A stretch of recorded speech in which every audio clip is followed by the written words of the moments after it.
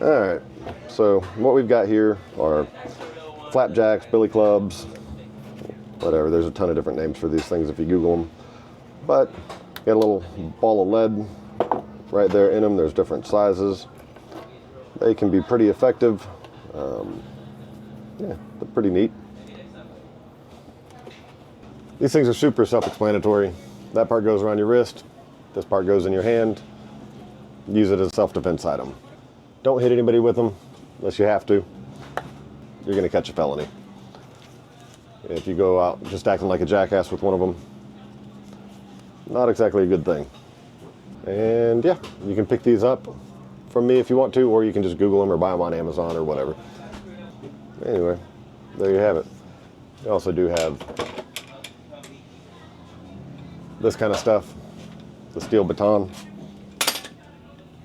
But I'll save that for another video.